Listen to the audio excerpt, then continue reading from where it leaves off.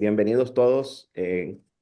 Antes de continuar la clase, este, les quiero sugerir, porque ustedes ya pues son hermanos maduros, son una clase, es una clase de adultos, que recuerden sus lecturas, tareas, mantener el ritmo, porque no hay manera de poder llevar a cabo una clase de carácter histórico donde hay que leer, prepararse un poco para poder disfrutar la conversación, pero además el proceso, como dicen los educadores, dialéctico.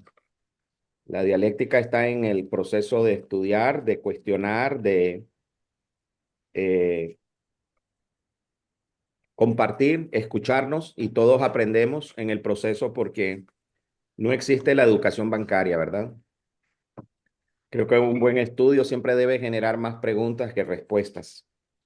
No tiene por qué ser todo, ni lo sabemos todo, pero por lo menos en sus líneas generales intentamos manejar los conceptos para que podamos estar todos en la misma página. Les agradezco mucho por su asistencia regular y la disponibilidad a participar siempre de la clase. Si ustedes van y estudian este curso, normalmente este es un curso introductorio, porque cuando uno estudia confesiones y credos en cualquier seminario, bueno, cuando uno está, puede ser de corte histórico, pero también si uno quiere especializarse un poco más en esto, pues le puede tomar alrededor de un año, año y medio el proceso, ¿no? Porque hay que ir estudiando cada confesión en su estructura.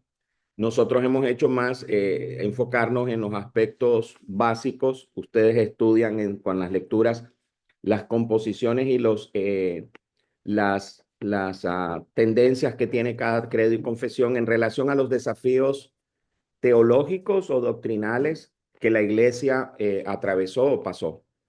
Y no hay que perder de vista eso. No son repeticiones de los mismos temas para aclarar los puntos doctrinales sobre lo que se consideraría luego los principios de una teología sistemática. No, todo lo contrario, son respuestas a situaciones muy concretas en el desafío que el cuerpo de Cristo tenía con áreas del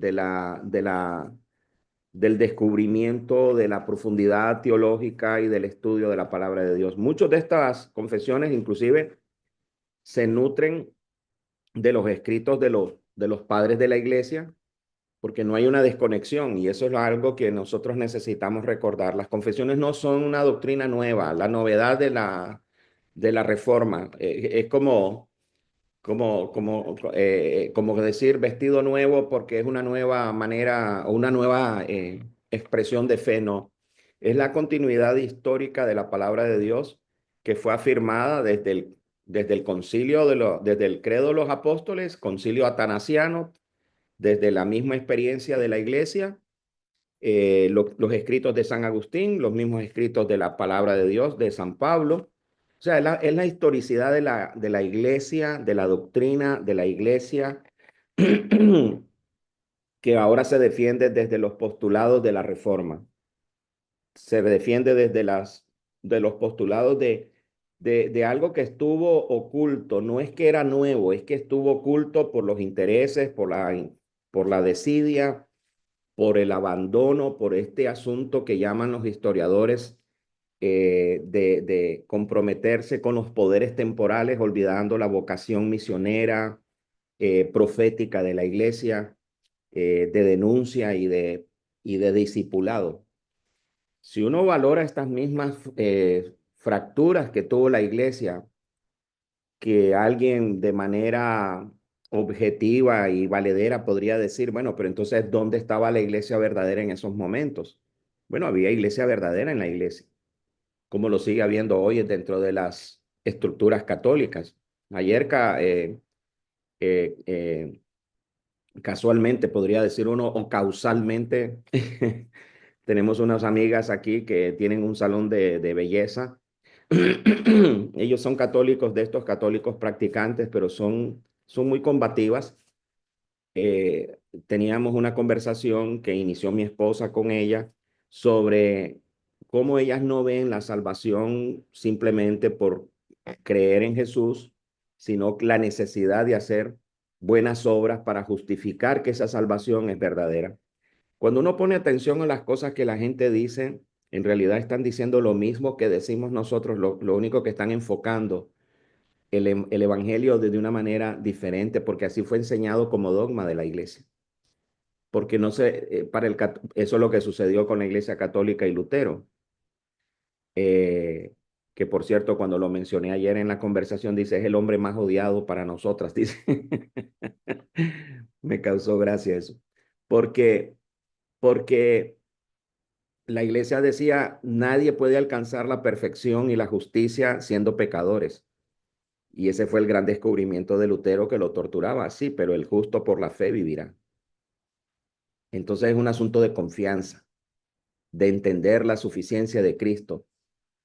Pero uno no puede tener estos diálogos simplemente acusándose. Y finalmente me dice, nosotros creemos en Cristo.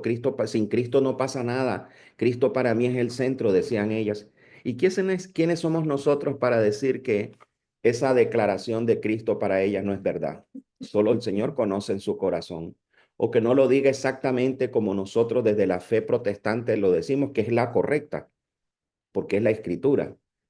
Lo que estoy tratando de decir es que aún en aquellos tiempos oscuros y convulsos, no podemos negar que una iglesia latente, una iglesia verdadera, esa iglesia que llaman luego los reformadores la iglesia visible, porque es la que conoce el corazón, que conoce Dios de las personas. Entonces, hoy por hoy la iglesia evangélica diseminada en 20.000 grupos y grupos independientes y cada quien creyendo lo que debe creer y asumiendo sus propios estándares o estandartes de postulados de fe que a veces son más de mercado que de teología. Nadie cuestiona eso. Nadie dice, ¿por qué yo voy a decir que este es mi hermano si realmente no está confesando una fe verdadera en Jesús? Tal como lo declara la iglesia y los hermanos de todas las épocas. No sé si me están siguiendo, hermanos. Nosotros necesitamos no ser críticos a todos porque nos volvemos como agrios. Llegamos a un culto, no, ese que está diciendo es equivocado, no, tenemos que ser pacientes y hablar con gracia.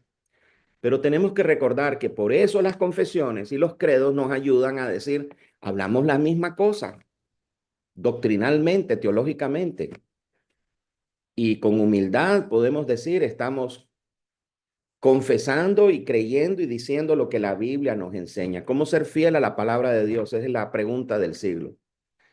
Entonces, estos hermanos responden a situaciones luego de la reforma que son muy concretas, inclusive de vida o muerte. Enfatizo eso porque la razón de las confesiones y de los credos no puede desaparecer de nuestras iglesias. Necesitamos aprender, necesitamos comunicarla, enseñar lo que fueron la defensa de hermanos a lo largo y ancho de la historia, porque tenemos una historia común. No existen tres iglesias, cuatro iglesias, hay una sola iglesia de Cristo, una sola fe, un solo bautismo, un solo Señor, una sola esperanza. Pero no lo decidimos nosotros, lo deciden los márgenes y los estándares de la palabra de Dios. No es que yo te digo, tú si no haces esto no eres miembro de la iglesia de Cristo, no. ¿Quién me hace acepto delante del Padre? Cristo. Él es el camino, la verdad y la vida. Y si eso es verdad, entonces tengo que tener una actitud de humildad para escuchar a la iglesia, a los hermanos de todos los tiempos, porque esta verdad se descubre en el ejercicio y en el compañerismo y la comunión de la iglesia. No existe la interpretación privada por eso. No es que cada quien decide lo que quiere creer, tenemos que ser sumisos a la palabra de Dios.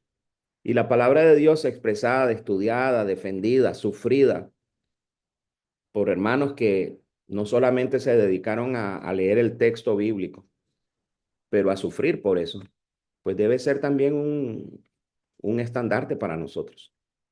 No los estoy evangelizando para que crean y usen las confesiones, solo los estoy motivando a que acudan a los documentos históricos para que descubramos la belleza del diálogo que ha tenido la iglesia en todos los tiempos para nuestro beneficio.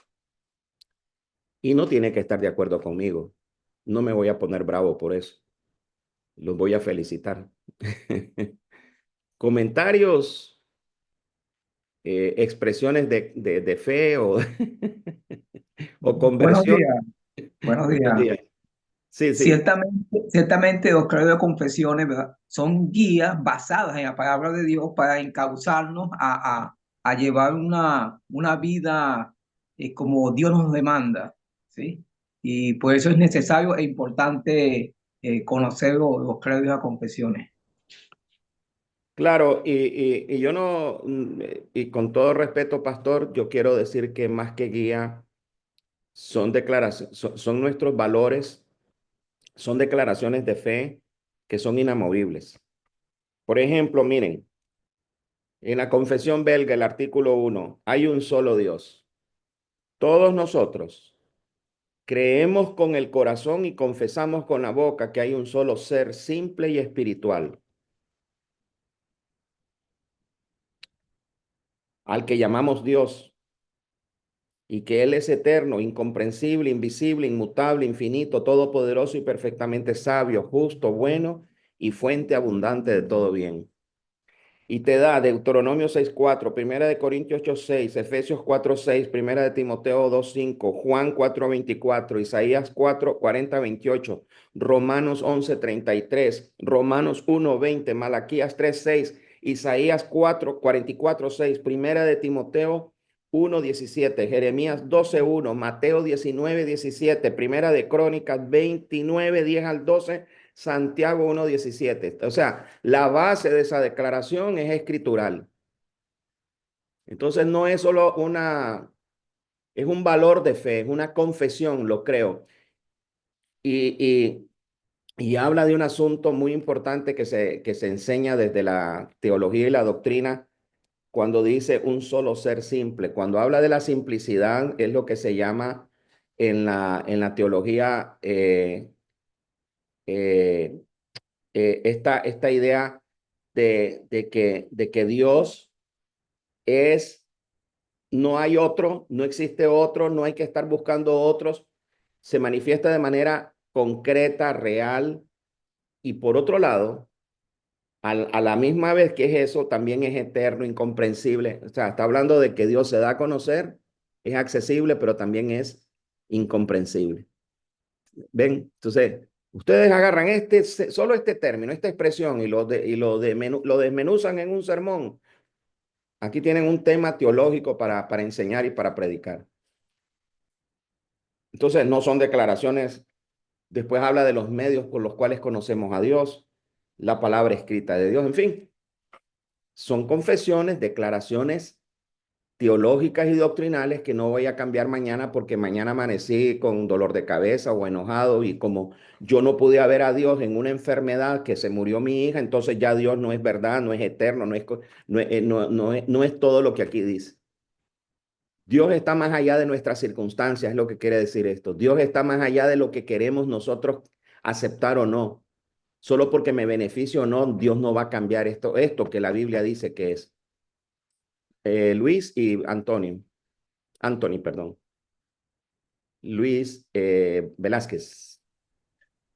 Saludos, Dios le bendiga, doctor. Bendiciones, Sí, hermano. justamente levanté la mano porque quería ahondar en eso de que estas confesiones, las que son aceptadas por la RCA en este caso, hablando de la confesión belga, del catecismo de Heidelberg, son, no son simplemente guías, ¿no?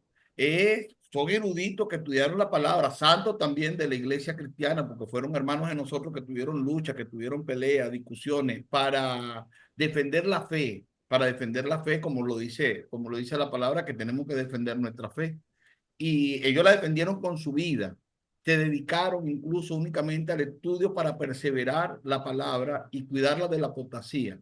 Y aquí cuando habla de estas confesiones, lo hace soportado por la verdad, por la Biblia. O sea, ellos no están haciendo algo que ellos piensan, ellos no están hablando de algo que ellos presumen, no están hablando de una, yo lo interpreto de esta manera. Ellos están sacando textualmente, de luego de largo tiempo de estudio, no fue algo que un día se agarraron, se despertaron y empezó a hacer, bueno, yo pienso que Dios es esto y esto es lo otro, no, estudiado, se adentraron, profundizaron en las escrituras para poder decir por qué Dios es único. Porque de repente nosotros no, en la Biblia sabemos que Dios es único cuando estudiamos toda la Biblia, no como un tema. Yo no, yo aunque agarre un pasaje bíblico y agarre y diga, bueno, aquí Dios mira, aquí dice que es un solo Dios, ¿no? Como muchas veces hacemos, no, si hay, esto sí se puede hacer por esta causa, porque vamos a un, ¿cómo se llama? A un solo pasaje bíblico, pero ellos profundizaron tanto que engranaron dónde y por qué era un único Dios de todas las partes de la Biblia, las engranaron y la pusieron para que no nos tuviéramos la menor duda de que era Dios hablando. Ellos utilizaron la palabra de Dios, que fue inspirada, o sea, fue la Biblia inspirada por el Espíritu Santo. Tomaron sus mismas palabras y la imprimieron, la plasmaron en esa confesión. Muy ¿No? bien. Por eso es lo importante de estudiarla y lo importante es saber de dónde provienen, porque esa es la misma Biblia plasmada en esas confesiones. No estamos hablando de que algo que pensaba Heidelberg, algo que pensaba, en este caso, el escritor de la Guido de Brecht, nada, no, nada de eso, sino lo que blamaron lo que Dios dijo sobre ese punto, sobre ese asunto. ¿Por qué es un único Dios? Lo buscaron en la Biblia. ¿Por qué es único? Por todo esto. ¿Ves? Aquí lo dijo, aquí lo dijo, aquí lo dijo, aquí lo dijo, aquí lo dijo, aquí lo dijo, aquí lo dijo. Por eso es un único Dios. Y así con todos los temas que tocan. Claro, y por eso insisto en esto, es importante que cuando hablamos de la historicidad de los documentos bíblicos, de los documentos de fe de la iglesia, hablamos de la iglesia de Cristo, ¿no? Es para enfatizar que en ese momento estos hombres de fe, estos hombres hermanos que pasaron circunstancias muy precisas y concretas, pues Dios los iluminó y trabajaron los temas en el valor de la palabra de Dios con excelencia, con belleza, con profundidad, pero sobre todo para ayudar a la iglesia de Cristo a discipularse en la correcta y sana doctrina de la fe. Por eso cuando tenemos asuntos que tienen que ver con temas de la cultura moderna, eh, nos preguntamos cómo trataron las confesiones este asunto. ¿Qué nos dicen las normas de fe y de conducta que hemos establecido en declaraciones de la palabra de Dios, llamadas credos y confesiones? ¿Hay antecedentes históricos que nos justifiquen tomar este camino o aquel? Claro que no, porque nos dan el estandarte, nos dan la guía. Por ejemplo, un detalle que ustedes tienen que notar es que en la Iglesia Reformada de América, a diferencia de la Iglesia Cristiana Reformada, que son iglesias denominaciones hermanas, y otras confesiones reformadas como los presbiterianos, en la Reformada de América, las confesiones forman parte del libro de orden. O sea, el libro de orden, que es el Church Order para decidir los temas eclesiásticos de la iglesia, incorpora las tres confesiones que llamamos las confesiones, las tres formas de unidad, precisamente para que cuando se discuten los temas de cómo ordenar pastores, sobre los temas los llamados en los diferentes estamentos del libro de orden en todas las áreas de la iglesia, están sustentados y forman parte de las confesiones. Entonces, la confesión está incorporada no solamente está relegada al tema de la adoración de la iglesia, sino también al libro de orden, y son parte fundamental en la manera en que adoramos como iglesia. Entonces, esto le da una belleza hermosa porque es como no solo tener confesiones que engavetamos, que vayan tomando polvo, que nunca leemos, ni consultamos, ni enseñamos, sino que realmente las practicamos en el ejercicio de nuestra manera de ejercitarnos en las relaciones eclesiásticas, pero también en la forma que adoramos a Dios. de manera que se vuelve como un canto. Yo estuve en un proyecto de adoración en un grupo de estudio que una iglesia de corte reformado decidió ponerle música al catecismo de Heidelberg y enseñarlo como un proyecto de canciones que incorporaba elementos del catecismo de Heidelberg para enseñar a la iglesia. Me pareció interesante la modalidad.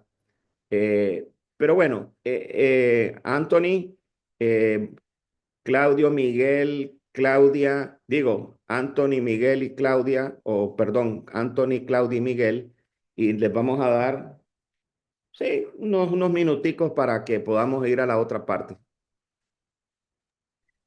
Ok, bueno, saludos a mis hermanos que no he saludado, haga la redundancia, ¿no?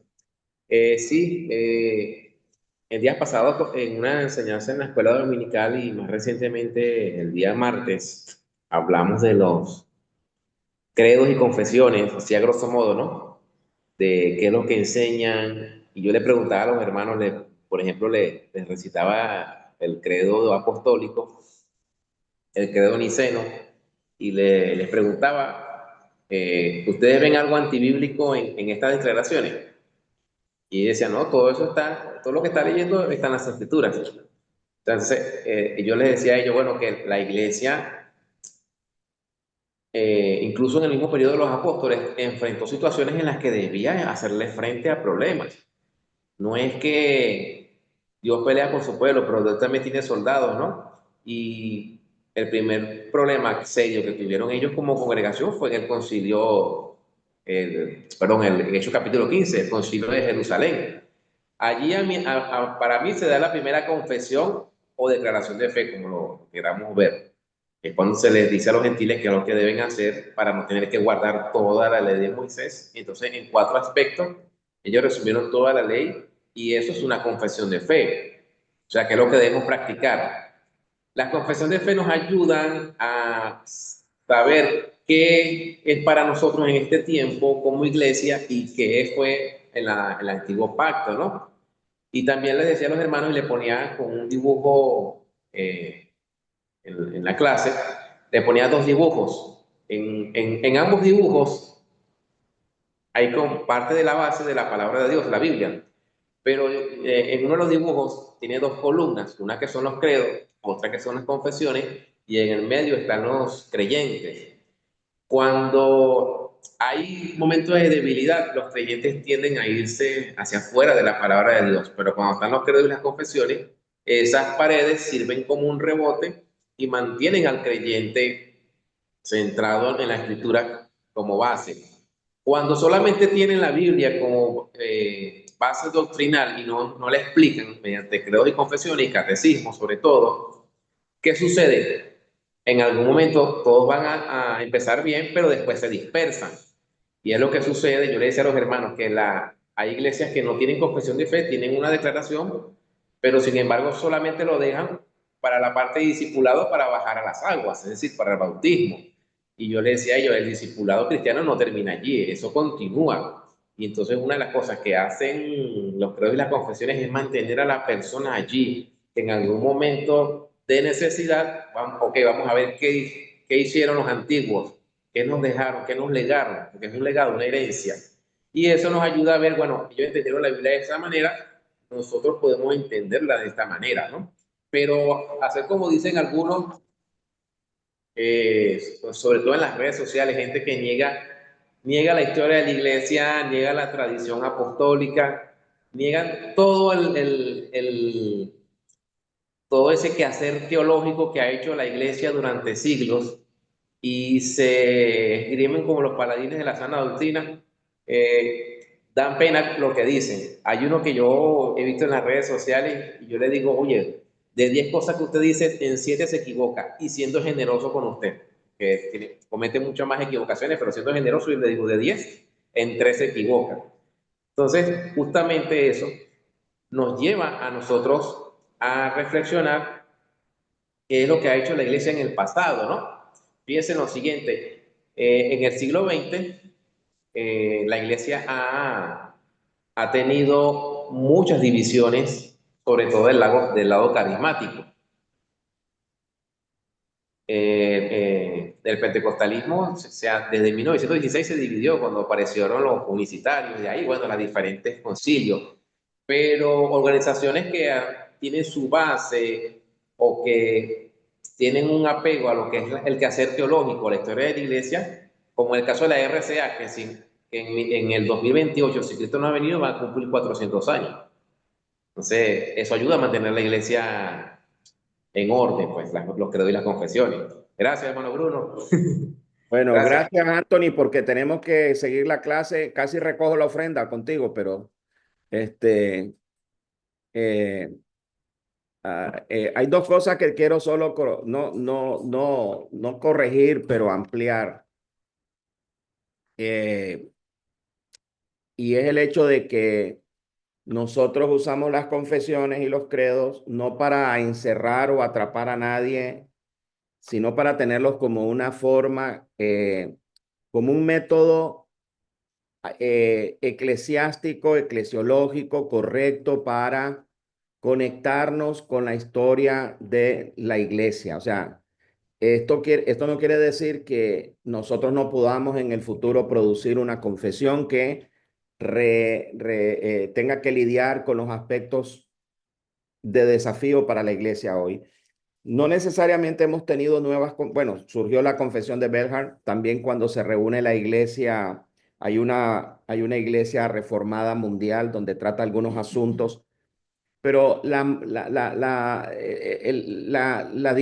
manera en que estamos tan diluidos en esta época con tanta información tecnológica nos ha separado de la necesidad de seguir revisando todos los temas que a los que la iglesia como su conjunto debe responder. ¿Por qué? Porque convocar a todas las iglesias de corte reformado, histórico, para tomar decisiones en ese sentido es mucho más complejo, pero por eso tenemos que entender que en lo doctrinal, en lo teológico, estas confesiones nos dan un marco sustentable, real, para evitar precisamente el error y los errores de las herejías a las que muchas veces la iglesia cayó y sobre todo en su práctica. Vamos a darle a Claudia, por favor, unos minuticos cortos porque ya necesito entrar a otros temas. Gracias, Claudia. Sí, buen día, bendiciones. Una opinión breve, sí, pastor, porque si ocupamos mucho tiempo no lo vamos a dejar que nos dé la clase. Entonces, a mí en lo personal, yo vivo en Houston, Texas, y a mí en lo personal las confesiones me han ayudado muchísimo por el estrés que se vive aquí en un tema, en uno de tantos temas, en especial lo que es migración. La gente vive en un caos tan temeroso, pero tan fuerte, debido a las noticias y debido al miedo que a través de esas noticias impactan.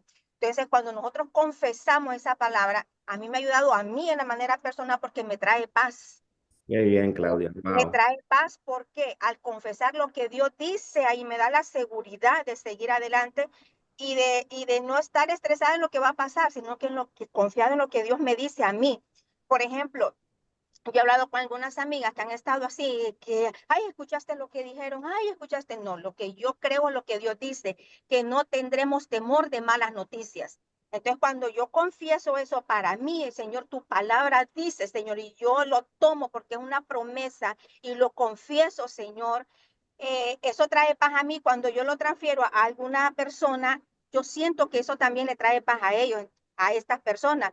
Entonces, confesar con seguridad lo que Dios declara ahí en esa, para mí me ha servido muchísimo estas confesiones y confesar la palabra, pero si la conocemos, como a veces no conocemos la palabra, entonces por eso es que tambaleamos con alguna noticia que viene y creemos eso, pero si Dios me da esa palabra, entonces yo la confieso y la tomo, me apropio de ella y la puedo compartir. Mi familia que está en Honduras, yo soy de Honduras, entonces yo no, la palabra del Señor dice que no tengo temor de malas noticias y yo me aferro a ello. Entonces me ha servido muchísimo y me trae paz y le transfiero paz a estas otras personas. Gracias, pastor. Oye, que Claudia, te agradezco que hayas traído ese tema y aquí hay un enfoque interesante, cómo las confesiones pueden tener esa aplicación pastoral para tiempos difíciles para nuestra comunidad en Estados Unidos. Me conmueve mucho tu testimonio, en especial, Claudia, porque yo soy pastor en Estados Unidos y sufrimos con nuestros hermanos también. Hermano Miguel. Yo no soy pastor, hablo poquito, así que no lo voy a quitar mucho tiempo. Está muy bueno eso, Miguel. Pastor, mire, yo no sé si la consulta que le voy a hacer usted la tiene programada dentro de la clase. Si es así, la espero. Si no, se la hago al tiro. No, no, hágala ya, no se preocupe. Es su opinión, porque leyendo el libro, uno de los que tuvimos que leer, ese que viene desglosado por Domingo, el tema, no sé qué opinión le merece a usted el tema del bautismo de niños. Muy buena pregunta porque acabo de tener un bautizo de niños en nuestra iglesia. Eh, Mira, te lo voy a poner de esta manera, hermano Miguel. Yo creo que el tema de la aprehensión con el bautismo de niños tiene que ver más con un asunto emocional o personal. En realidad tenemos mucho más de lo que podemos estar de acuerdo que en desacuerdo. El tema es que o entiendo y acepto porque hay bautistas reformados que dicen somos calvinistas de 4 puntos. Está bien. El bautismo nunca fue una doctrina para dividirnos, sino para unirnos. La base se habla mucho del bautismo de niños, pero la realidad de lo que se tiene que hablar es de la teología del pacto, eh, que es la que le da contenido al tema del bautismo. Nosotros, en nuestro caso, yo no vengo de iglesias reformadas, yo nací en una iglesia de corte más o menos bautista. Cuando vine a Estados Unidos hace 39 años, este proceso ya lo veníamos estudiando desde Nicaragua. Cuando nacieron nuestros hijos, ellos fueron bautizados, ellos hicieron su profesión pública de fe y Dios fue fiel con ellos al afirmar el llamado de Dios en sus vidas y son creyentes comprometidos el día de hoy. Hay otros que dicen, no, hay que presentarlos porque hay que esperar que sean conscientes para que tomen conciencia del bautismo.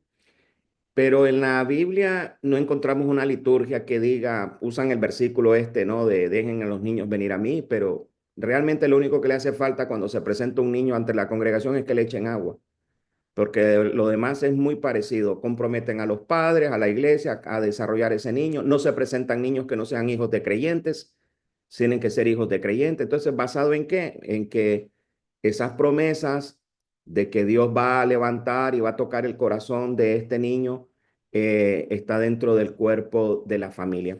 Ahora, es una doctrina hermosísima, corporativa, en un mundo donde estamos acostumbrados a ver que los pactos no existen. Dios se compromete. No bautizamos a los niños porque eso les da salvación. Ellos tienen, sino por la gracia de nacer en un hogar cristiano donde Dios le prometió a Abraham, a los hijos de los hijos de los hijos. Y si somos bíblicos, diríamos, como dijo Pablo y dijo Jesús, ¿quiénes son los verdaderos hijos de Abraham? Los creyentes. Entonces, cuando hablamos del pacto y hablamos de la continuidad del Antiguo y el Nuevo Testamento, y la confesión belga lo dice precisamente, cuando la confesión belga habla de que nosotros ya no seguimos la ley ceremonial, pero hay cosas que continúan del Antiguo Testamento al Nuevo Testamento, como el hecho, por ejemplo, de que es palabra de Dios. Cuando él le dice que los hijos de sus hijos serán sus hijos, le dice Dios a Abraham, que es la base del pacto, está diciéndole que no es en base a la fe de los hijos que él va a actuar conforme a su decisión, sino en base a su palabra, la palabra de Dios. Entonces nosotros no bautizamos a nuestros hijos creyendo que, claro, hacemos un pacto de compromiso para darles el testimonio, el ambiente, la motivación, la formación espiritual, pero es la palabra de Dios es Dios quien va a hacer nacer esa semilla en él, como en cualquier otro creyente. Nadie es creyente si el Espíritu Santo no lo toca y no lo convence. Entonces, es mucho más tiempo para explicar esto. Yo les recomiendo que lean, hay muy buenos libros sobre el tema del bautismo de niños en el contexto la doctrina del pacto. Que hay quienes dicen, pero en el Nuevo Testamento no vemos niños, tampoco dice que no hay niños bautizándose. Tampoco me decía un hombre con el que le explicaba esto, dice que no hagamos presentación de niños, precisamente basado en ese argumento, dice que las familias se convertían de los judíos que venían a Cristo y eran bautizados. No podemos suponer que esos niños, sobre todo en una cultura de pacto, pactual, no fueran también bautizados. Y recuerden que en exégesis muchas veces los textos bíblicos dicen más con lo que no dicen que con lo que dicen.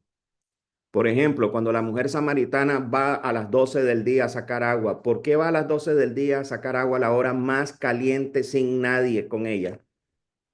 Porque ella era marginada socialmente. Ella era una mujer que había tenido experiencias con otras personas, con otros hombres que no eran y el último no era su esposo, dice. Y no quiere decir que no era, que era una prostituta como mal se ha interpretado. Es que una mujer no tenía opción con quién se casaba. Todos los maridos que tuvo eran maridos malos y ahora estaba en concubinato porque de lo contrario se moría de hambre. Eso no nos dice el texto, ¿verdad? Pero cuando analizamos qué pasó con la vida de la samaritana, nos dice más con lo que no nos dice que con lo que nos dice. ¿Están siguiéndome? Ahora, hay quienes dicen, no, la Biblia sí establece que las personas tienen que creer para ser bautizadas. Los casos en hechos que se habla de personas que creen como adultos para ser bautizados son adultos y no niños, y normalmente no judíos, si ustedes los ven en la historia de hechos. Entonces es un tema de conversación donde no porque uno lo hace y el otro lo hace están condenados.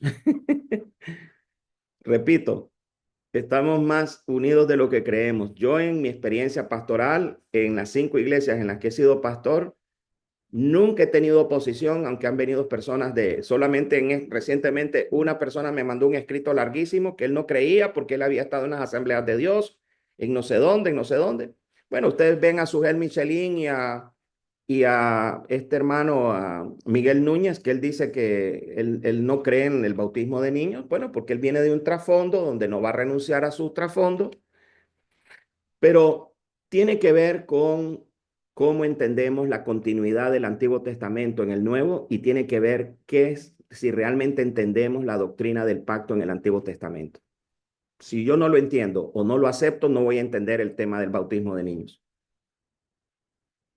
No sé si está claro como la Coca-Cola o el café o el agua, pero eso sería para conversarlo en otro momento, Miguel. No puedo satisfacer esa duda en 2 minutos, pero créame que en las iglesias que se practica el bautismo de niños, por ejemplo, los luteranos, a diferencia de las iglesias reformadas, ellos sí confieren gracia en el bautismo al niño y lo hacen cristiano, como dice la iglesia católica. La iglesia católica sí confiere gracia, dicen, aunque es una cosa rara porque al final ese niño no se salva si no hace buenas obras. Entonces, ahí hay una contradicción de temas.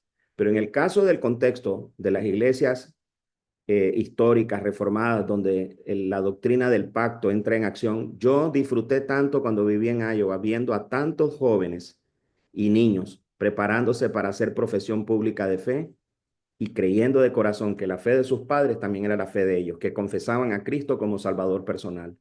Porque esa es la otra parte del proceso. Estos se vuelven miembros no comulgantes de la iglesia y se vuelven miembros comulgantes. Una vez que confiesan a Cristo delante de los ancianos, hacemos el examen, los preparamos con el catecismo de Heidelberg y luego les hacemos las preguntas correspondientes y ellos dicen sí, y no se forza a ningún niño a pasar por ese proceso. Se les anima a pasar ese proceso. Han habido hijos de pastores que llegan a los 30, 40 años y después de dar la vuelta dicen, ahora sí, creo que Jesús nunca me ha dejado. Él ha sido ese Dios que me ha cuidado a pesar de mi rebeldía y vengo aquí a confesar a Jesús como mi Señor y Salvador. ¿Ok? Bueno, vamos a ver si en 1 Corintios dice ahí 10 al 3 no había niños. ¿Quién escribió eso? ¿Quién escribió Disculpe, eso? pastor, sí había niños cuando pasaron. Sí, gracias. Sí Sí, había niños cuando claro, pasaron. es otro texto, sí, muy Por bien. eso es que se agarran de que sí iban los niños. Cuando pasaron por el Mar Rojo fueron bautizados. Claro, Y ahí oye, iban familias completas. usted me la ha hecho más fácil hoy. Gracias. Bueno, si me permiten en estos 20 minutos, ahora, lo que se perdió en el Edén, hermanos, fue una familia. No solo fueron dos individuos. ¿O no fue una familia la que se perdió? ¿Qué piensan? ¿Sería justo rescatar solo a Adán y no rescatar a Eva? ¿O había que rescatar solo a Eva y dejar a Adán por fuera? Tal vez encontrar un mejor esposo. ¿Tiene sentido eso? Dios trabaja corporativamente, a Dios le preocupa la familia. Y yo no, y la belleza de la teología del pacto es eso, que nosotros nos reconocemos como la familia que Dios quiere redimir. Ahora, que es automático, no es automático, que solo, pero si Dios lo ha prometido y es en base a su promesa y no a la fe de los padres, el descanso es mayor todavía. ¿O no? Bueno, en otro momento los convenzo, pero no, no es cierto. No, no, no. Estudien la teología del pacto con detenimiento, lean todo lo que puedan. Y si usted llega a un nivel de conciencia, decir, no, todavía no lo dijeron. A mí me tomó por lo menos unos 3 meses digerir esto cuando empecé en el proceso en la Iglesia Cristiana Reformada y yo dije, si yo no puedo entender y aceptar esto, Señor, yo no voy a ser pastor en la Iglesia Cristiana Reformada. Y no solo lo entendí, lo acepté, lo afirmo, lo defiendo y lo veo como parte del todo de las Escrituras, en mi caso, ¿verdad? Yo espero que ese sea el caso de los demás. Pero mientras tanto, sigamos. Aquí hay tres opiniones. Bruno dice, qué bueno es ver no todo en blanco y negro, dice Michelle. Primera de Corintios. Y, bueno, esa fue la analogía que hizo de las columnas de Jericó, mi hermano Anthony. Bueno, quiero presentarles rápido aquí algo sobre la confesión belga. Permítanme ir a mi compu. Antes que nada, quiero hablar de Felipe II de España. Y la razón por la que quiero hablar de Felipe es porque Felipe juega un papel muy primordial en este proceso de la confesión belga. Porque Felipe es el monarca, uno de los reyes más importantes que tiene que se presenta en la historia de origen español. Todo el mundo sabe quién fue Felipe II de España, más o menos han escuchado de él. Es nuevo, bueno, no importa. Lo vamos a analizar rápidamente. Felipe de España fue el que acuñó aquella frase famosa que el rey del imperio donde nunca se pone el sol, dice. ¿Por qué? Porque fue rey de territorios en 5 continentes. Este fue uno de los reyes más importantes que tuvo España y es interesante que España no supo mantener la hegemonía de su imperio, ¿no? Perdieron muchos territorios. El perfil de Felipe II nos lleva a la historia de que, bueno, es conocido como Felipe de Austria. Nació el 21 de mayo de 1527 en Valladolid y murió en 1598. La gente moría joven en esa época. ¿Cuánto tendría? 81, como 61. como 61 años, ¿verdad? Él fue el que, perdón. 71. Ajá, bueno, estaba joven, muchachón. Él fue el que construyó el famoso Escorial del que se habla cuando uno va a España. El Escorial es el símbolo de la contrarreforma más grande que ha habido en el mundo. Cuando usted vea esa obra de arte o esa escultura en España, el famoso Escorial, es para recordarle porque él fue un defensor del catolicismo a ultranza, pero de manera muy, muy, muy fuerte. Fue el que inauguró la persecución, la Inquisición y mató a muchos grandes líderes de la Reforma, incluyendo a Guido de Bres. Y fue hijo de Carlos V e Isabel de Portugal. Ahora, él fue rey desde 1556, también fue rey de Portugal en 1580, haciendo lo que se llamó la Unión Ibérica. Fue rey de Nápoles y Sicilia en 1554, fue rey consorte en Inglaterra porque se casa con María Tudor y por ahí entró también, y luego quiere atacar a Isabel I, porque como la otra, esta de Tudor, eran enemigas con Isabel I, y ahí es donde tuvo la derrota más grande que tuvo, porque él tenía la armada más grande, la fuerza naval más grande del mundo. Y en esa noche famosa de esa guerra, muchos de esos barcos fueron destruidos por una tormenta que se cataloga hasta el día de hoy como una tormenta milagrosa, y los arrecifes. Entonces, él perdió 2/3 de los navíos en esa guerra. No pudo invadir, no pudo concretar su invasión. Y ferviente defensor del catolicismo. La expansión territorial de este hombre ocupó 5 continentes. Tenía territorios en América, en Asia, en África, en Europa. Se da la famosa batalla de Lepanto, donde destruye a las tropas otomanas, pero también quiere sofocar, y aquí quiero que pongan atención, por favor, la revolución de los Países Bajos.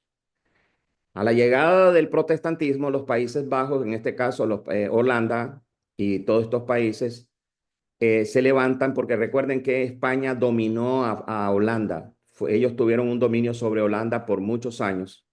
Se da una revolución y quiere aplastarla. Y en ese contexto es que Guido de Brest escribe para persuadir a Felipe II a que la doctrina reformada era ortodoxa y bíblica, por lo cual era innecesaria la persecución que se estaba llevando a cabo en estos países, en los Países Bajos, bajo los mandatos de Brest. Lo triste es que de Brest, o de Brest, como le llaman algunos, que fue un hombre piadoso, estudiante bajo Juan Calvino y Teodoro de Beza, fue capturado en 1567. Ahora noten, la confesión belga nace en 1561. 6 años después es apresado, capturado por la Santa Inquisición. ¿Y ustedes qué creen que sucedió? Murió ahorcado. Murió ahorcado como mártir. Los 36 o 37 artículos de esta confesión entonces cubrían los fundamentos de la fe cristiana, comenzando por quién es Dios. Habla de la autoridad de las escrituras, de la suficiencia de la escritura. También habla de los artículos sobre la justificación solo en Jesús y los sacramentos y el juicio final. Es muy completa. Ahora, tomen en cuenta, hermanos, que muchas de estas confesiones también se basan en los escritos de la institución de Calvino. Ahora, ese es digamos, el contexto. Entonces, había una centralización porque este Felipe II es el autor de lo que se conoce como el absolutismo. Si ustedes sienten que ahora hay un gobernante que es absolutista, este fue uno de los que inventó, le dio carácter sistemático, lo sistematizó, lo organizó de manera institucional. O sea, la centralización del poder y el autoritarismo y el absolutismo eran parte de la esencia del gobierno de Felipe II. Apoyó a la contrarreforma con todo, defendió el Concilio de Trento, usó la Inquisición contra las herejías y promovió el catolicismo en todo el imperio. En otras palabras, se dice que por Felipe II es que le salva la campana a los católicos para no haber sido arrasados, digamos, en el tema del avance teológico liberador, porque aquí surgieron muchos grandes reformadores como creo que se llama Jaime de Amós, ahora se me olvida el otro nombre, que crea lo que se llama luego el promotor o el fundador de la pedagogía nueva después de la Reforma, donde hablaba de liberar o la liberación de la educación en los institutos de arte. Entonces, el legado, si se puede hablar de un legado, por lo menos porque para el sector católico quizás es el apogeo del Imperio Español, la consolidación del absolutismo, la figura central de la Contrarreforma y símbolo del poder católico en Europa. Preguntas, comentarios, protestas. Hermanos.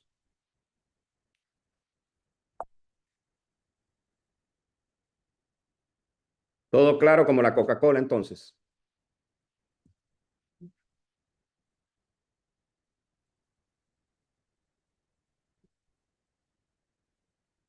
Bueno, están muy calladitos. Voy a... Levantó la mano. ¿Quién? Ah, perdón, es que no la veo. Estoy muy lejos, que no me ve. No levanten la mano, abran los micrófonos y participen. Breve, Anthony, disculpa que te lo pida así, pero quiero terminar esto. Sí, iba a preguntar algo, pasa que pasó un compañero aquí, me hizo una pregunta a mí, digamos que me sacó un poco de contexto, ¿no? Pero, eh, eh, bueno, ¿Cómo? ¿Quién cuando te me sacó acuerdo, de contexto? No te entendí. ¿Quién te sacó de contexto? no, porque estoy en el trabajo, o sea, estoy en el lugar de trabajo, claro, ya salí. Ah, él te sacó Cuando de un contexto compañero el me preguntó algo. compañero, ya veo. Sí, sí. De- Adelante, doctor, siga, Ah, no siga. tiene la pregunta. Perdón, yo estaba esperando tu pregunta. Discúlpeme. Ok. Doctor Gani, Sí, una sí, sí. consulta que no tiene que ver con la exposición. ¿Es posible que les comparta a los compañeros lo que acaba de mostrar en pantalla? ¿Lo que tú tienes o yo tengo? No, pasa que usted acaba Sí, yo se lo voy a enviar. Yo se lo voy a enviar. pero, disculpe, pero me adelanté y le saqué screenshot y lo mandé a un PowerPoint. Entonces, ahora lo estoy transformando en PDF. ¿No Ah, autoriza que se los pueda mandar al grupo? sí, por favor, claro, te lo agradezco. Por supuesto, hermano, claro que sí. No deben las anteriores, no nos han pasado. Bueno, yo se las he enviado al pastor Orlando. Este, voy, de- voy a volvérselas a enviar a él. Yo no sé si Jerkov se las puede hacer pasar. Voy a mandarle una notita, pero él tiene todos los PowerPoints que yo he hecho. ¿Ok? Entonces, con eso que acabamos de ver en mente, podemos entender un poquito más el contexto del desarrollo y el legado reformado. No vamos a entrar en qué es una confesión, ni el papel de las confesiones, porque siempre trato de resaltar esto para que estemos recordando por qué es que estamos estudiando esto, ¿cierto? Pero no lo voy a hacer ahora para no ahondar más en el tema. Ahora, la importancia de la confesión belga en el contexto de la reforma continental está precisamente dado porque hay una persecución contra los reformados protestantes en los Países Bajos, entre los que se le acusa a los reformados de ser anarquistas. Sin embargo, cuando uno lee un poquito más extensamente la historia, en estas conferencias se decide por una cuestión de supervivencia que la iglesia, en defensa de los intereses y salvaguardar la vida, tiene derecho a tomar las armas y defenderse contra los perseguidores. O sea, hay un debate interno entre los hermanos y decir, no era la opción número uno, pero dicen, si tenemos que defendernos para no ser apresados y no ser exterminados, algo así como lo que sucedió con la invasión de Hitler cuando toda Europa fue invadida, ¿no? Entonces, en un contexto un poquito más amplio, voy a ver si les mando un PDF sobre eso para que ustedes lo tengan. Pero es interesante que esta dinámica del entorno de la confesión belga sale como un documento escritural, pero se escribe con esta formalidad y ortodoxia increíble, pero fíjense que tiene la finalidad de incidir políticamente en las relaciones internacionales y en la situación coyuntural de una persecución tan agresiva como la que se está viviendo. O sea que paralelamente o incidentalmente, o más bien trata de incidir en esos procesos de persecución, procesos de estigmatización, donde se ve a los protestantes como anarquistas, como gente que no quiere el orden, como gente que es prácticamente revoltosa.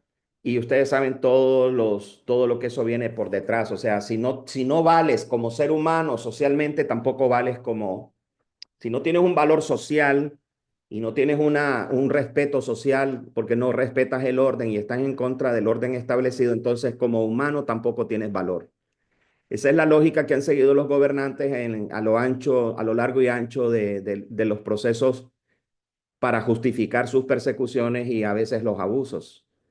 Entonces, pero no hay una respuesta aquí política, sino una respuesta para demostrar primero el carácter ortodoxo, la calidad y la profundidad teológica, pero también las implicaciones sociales que tiene el poder acercarse de manera correcta a Dios en términos de las relaciones éticas y las relaciones sociales.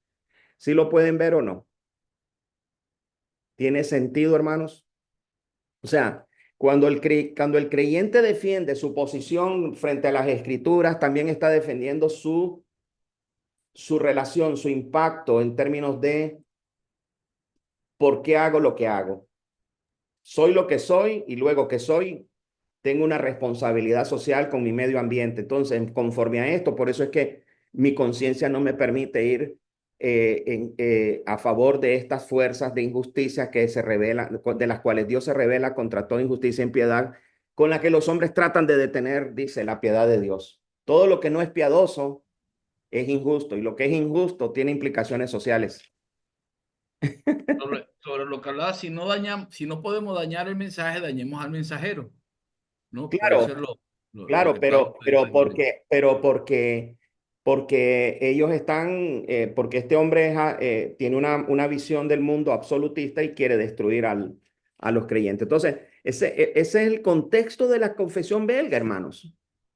Es con el respeto que esta palabra puede tener y espero no causarle ninguna mala impresión a nadie porque no lo estoy usando de manera política, es revolucionario. O sea, la fe cristiana, la cosmovisión reformada tenía que ver con el señorío de Cristo sobre todos los asuntos de la vida. Por eso hablamos del sacerdocio universal de los santos y por eso hablamos de que no existe actividad humana que no sea sagrada. Donde hay un creyente, hay Doctor, luz. ¿Ah? de hecho, doctor, una vez escuché al doctor César Vidal dando una conferencia sobre la reforma y Ajá. dijo que los principales líderes militares que promovieron la independencia en Estados Unidos eran de corte reformado. O sea que la teología reformada no solamente ocupa el campo religioso, sino incluso político cuando debe hacerlo, ¿no? Y parte Claro. de los líderes creo que eran me parece que él mencionó 4, de los cuales 3 eran presbiterianos, o sea, eran de origen reformado. Sí, Entonces, ahí muchos vemos, venían de la iglesia puritana también. Ujú. ahí vemos entonces que la iglesia no se limita a las 4 paredes, como es el caso latinoamericano, sino que intenta hacer una reforma a nivel social. Claro, Anthony, pero aquí hay una pequeña diferencia. Aunque los hombres podemos hacer la influencia adecuada, más allá de los hombres, está también lo que realmente defendemos y por qué lo defendemos. O sea, algunos hablan del ideario político de tal líder. A veces me causa hasta gracia porque le inventan una serie de categorías políticas y filosóficas a líderes, digamos, indígenas como Atahualpa o aquel, cuando en realidad eran gente más simple que se movía bajo principios más concretos, ¿no? Y entonces hablan del ideario político de Atahualpa, o sea, porque enalteciendo a la figura de la persona que se enaltece la causa. En este caso es al contrario. Aunque las personas que llegaron ahí tenían estos fundamentos cristianos y que yo cuestiono mucho las bases porque también hay mitos sobre esta formación de este país, al final se volvieron expansionistas como todos los países poderosos, como todos los imperios del mundo. Y no es que eso sea necesariamente históricamente una denuncia solo contra un país u otro, pero es parte del movimiento de los países y los pueblos que lo vemos hasta el día de hoy, ¿no? Tú no te metes en este patio geopolítico y yo respeto tu patio allá y nos repartimos el mundo. ¿Por qué? Porque lo podemos hacer, porque nos da la gana y porque tenemos cómo hacerlo. Punto. Y si no eres tú, eres otro. Y así es la vida. Entonces la gente que dice, no, los chinos son el poder más grande. O sea, si no son Estados Unidos, va a ser los chinos. Y si no son los chinos, son el que tenga el poder y tenga la capacidad de hacerlo y porque le da la gana hacerlo, lo va a hacer. Eso es así porque así ha estado repartida el corazón del hombre. Así que no le pongamos más misterio a ese asunto. Es más práctico de lo que parece. Entonces, el asunto aquí es que más allá de los hombres, están los contenidos. Y la verdad, para que sea verdad, tiene que serla en todas sus partes. Entonces, aquí la defensa es el contenido. Entonces, por eso el ambiente de lo que a mí me llama de la atención de la confesión belga es que el contexto histórico de los Países Bajos en el siglo XVI se dan bajo la persecución de un hombre que no está de acuerdo con la salida de la Iglesia Católica. La Iglesia Católica influye sobre él. El Papa le dice, mira, esto no puede suceder, vamos a retomar el control. Entonces hay intolerancia religiosa, persecución contra el protestantismo. Eso generó una guerra después de 60 años. La aparición de iglesias reformadas clandestinas, imagínense. Y la confesión belga también tiene un fuerte acento de influencia del movimiento de los hugonetas o hugonotes, como le llaman algunos, que fueron los que se establecieron como protestantes reformados en Francia, que dicho sea de paso fue el país que más claridad y mentes increíbles produjo para el mundo de la iglesia en aquel entonces. Entonces, la influencia de la reforma francesa y ginebrina se miraba como un cáncer. Entonces, nacido en Mons, educado en Ginebra, Guido de Bresse, es un hombre que es influido por Calvino, los reformadores franceses, escribe la confesión como defensa y testimonio de la fe reformada, es entregada al rey Felipe con una carta de súplica y lealtad, pero ni eso pudo convencerlo. No hubo manera de que cambiara. Y el propósito entonces era mostrar que los reformadores no eran anarquistas, sino creyentes obedientes, que defendían la fe cristiana reformada según las escrituras, que unificar doctrinalmente a las iglesias bajo persecución era importante en momentos de crisis, saber cómo guiarnos con la palabra, como decía la hermana, y buscar tolerancia de parte de las autoridades civiles. No eran trastornadores del orden, estaban defendiendo lo que creían basados en la fe. Y el contenido de la confesión es muy claro, está repartido en 37 artículos, Dios y la Trinidad, el artículo 1 y 2, las escrituras, artículos 3 al 7, creación, caída y redención, artículos del 12 al 21, están escritos en forma de artículos, aquí no es de preguntas, no es catecismo, es confesión, justificación por la fe, la iglesia verdadera, los sacramentos y el gobierno civil. Interesante el artículo 36 sobre el gobierno civil, se los recomiendo que lo lean. Doctrinas distintivas, sola escritura, sola fide, rechazo del papado, defensa del bautismo infantil frente al anabautismo. Aquí hay un buen tema, hermano, ¿cómo es que se llama nuestro hermano? Miguel. Aquí hay una buena defensa y explica la doctrina del pacto. Y hay afirmación de la autoridad civil como establecida por Dios. Una de las cosas que los reformadores decían es que toda autoridad civil es delegada por Dios, pero cuando ésta deja de cumplir su propósito divino, se convierte en un vulgar poder que pervierte esa autoridad delegada por Dios. Felipe II ignora la petición, la persecución continuó, Guido fue capturado y ya dijimos, luego ejecutado. Y entonces la confesión se convierte en símbolo de fe bajo la cruz. Fue luego aceptada por las iglesias francófonas del sur de los Países Bajos, traducida y utilizada en las iglesias flamencas y neerlandesas y adoptada como base doctrinal en los sínodos posteriores. Es un documento que nace desde la persecución y el dolor. Aquí está la confirmación sinodal, ¿verdad? El sínodo de Amberes en 1566 adopta oficialmente la confesión belga. Luego el sínodo de Emden hace una confirmación organizativa de esta confesión.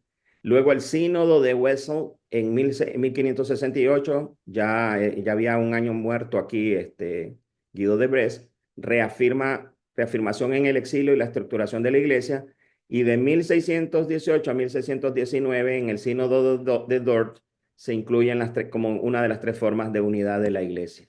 ¿Qué les parece? Qué bonito, ¿no? Cómo este documento va por la historia. El legado teológico y pastoral, como modelo de confesión equilibrada, bíblica, pastoral, es un enfoque eclesiológico fuerte, la naturaleza y las marcas de la verdadera iglesia. Es una herramienta pedagógica para catequesis y unidad y es base para el diálogo ecuménico y testimonio público. La vigencia contemporánea sigue siendo confesión oficial de las iglesias, es estudiada en seminarios y usada en la formación teológica y sirve de inspiración para vivir una fe firme, confesional y comprometida en contextos adversos. La confesión belga entonces representa firmeza, fidelidad bíblica, fue escrita en sangre en medio de la persecución, desafía a la iglesia de hoy a vivir con integridad y verdad. ¿Y qué podemos aprender de su contenido y su contexto para nuestros días? Es la pregunta que todos tenemos que hacernos en este contexto. Aquí termina mi presentación casi corriendo. Yo les voy a enviar estos documentos. Abran todos sus micrófonos. Un último comentario. ¿Todo está bien?